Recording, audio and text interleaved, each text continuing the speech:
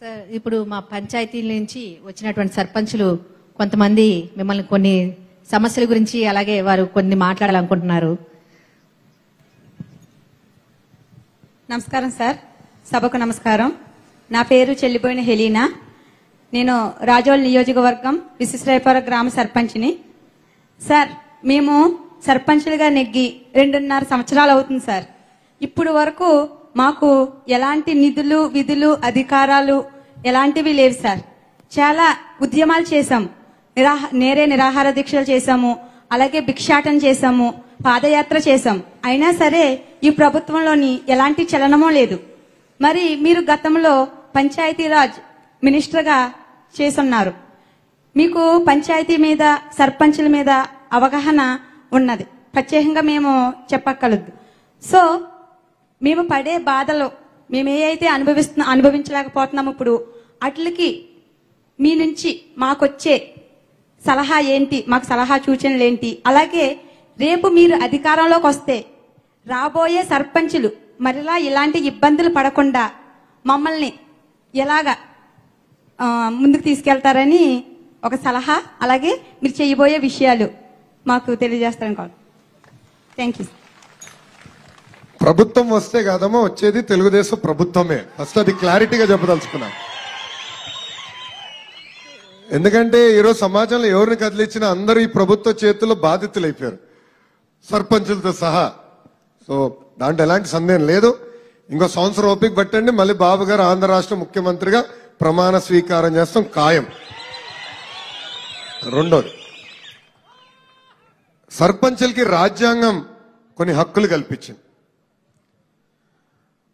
ఆ హక్కుల్ని విస్మరించి ఈ రోజు ఈ ప్రభుత్వం సర్పంచులకి నిధులు లేకుండా, విధులు లేకుండా చేస్తున్నారు. ఏకంగా కేంద్ర ప్రభుత్వం ఇచ్చే నిధులు కూడా మీ అకౌంట్లో రాకుండా, అంటే పంచాయతీ అకౌంట్, మీ వ్యక్తిగత అకౌంట్ కాదు, పంచాయతీ అకౌంట్కి రాకుండా ఏకంగా ఈ ప్రభుత్వం వ్యవహరిస్తుంది. వచ్చిన డబ్బులు కూడా కరెంటు బకాయిలు ఉన్నాయని, కరెంటు బిల్ బకాయిలు ఉన్నాయని చెప్పి ఆ డబ్బులు మీ దగ్గర లాకేసుకుంటున్నారు.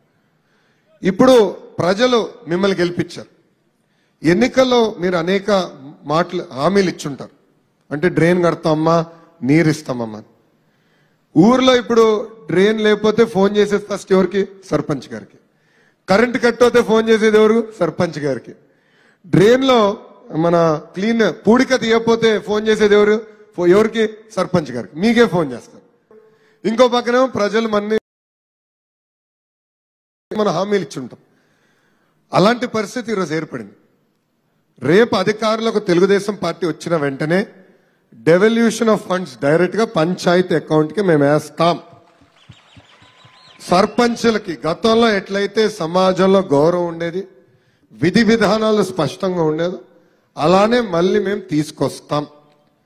నేను ఈ సమావేశం ప్రారంభించే ముందర నేను చెప్పిన చాలా స్పష్టం,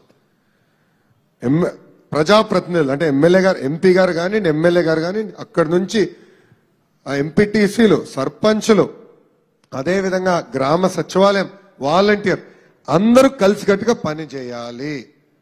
దానికి చాలా క్లారిటీ తెలుగుదేశం ప్రభుత్వం ఇస్తుంది. విధి విధానాలు చాలా స్పష్టంగా మేము వెల్లడిస్తాం.